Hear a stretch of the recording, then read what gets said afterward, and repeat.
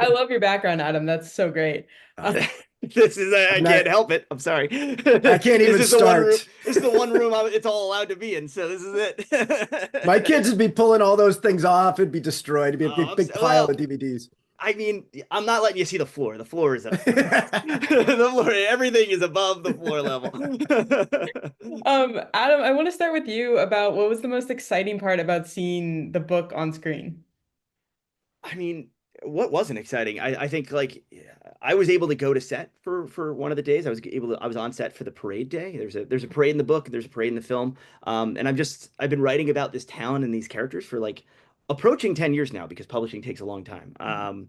So like just to see these incredible actors that Eli got for his film and to see them in character and walking the streets of Kettle Springs, Missouri, was a really surreal, really cool experience. And then you know, it's one thing to like see like all the movie magic behind the scenes, but then to see it as a film with a score, with it, you know, with incredible editing, and with a bunch of violence is like it's awesome. It's just so cool. Yeah. Yeah. The score really helps. We need the score for the book. So it just opens and then the score Yeah. begins. Like one of those greeting cards you can't turn off. Yeah. Yeah. Exactly. Well, that's a really interesting point that you bring, because the horror movie experience is such a communal experience, but the book reading experience is solo.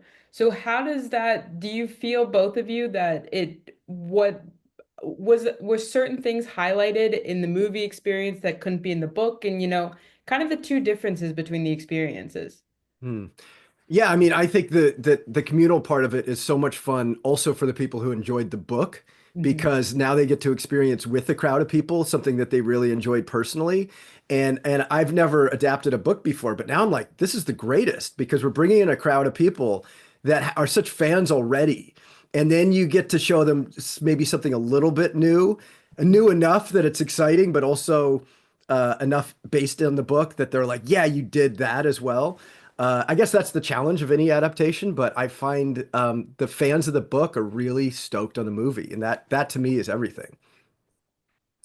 Yes. I mean, I'm stoked on the movie. Yeah, like Yeah, that like, that as that I'm is going, I'm like, everything. I love it, and we've been lucky enough to see this with a crowd, and with different crowds each time. Like Chicago is not the same as New Orleans, was not the same as Austin, and it plays differently each time, but it plays really well. So like that's if Yeah. there's one thing we can take away from this interview, see it in a theater. Try to go. I know I'm Mr. Fuddy Duddy. I go to the 11:30 show when there's no one there. Go at night. Go at night and see it with a crowd of people because it really does, like, it plays like a rock concert. It's, you know, I can say that without ego. It's Eli's film. It's so freaking good to see with a crowd. Like, But I saw it last night with Canadians, and it was really a oh, different experience because they're so polite. So oh so no. they would do a lot of clapping at like instead of laughing, they just clap at the really funny parts.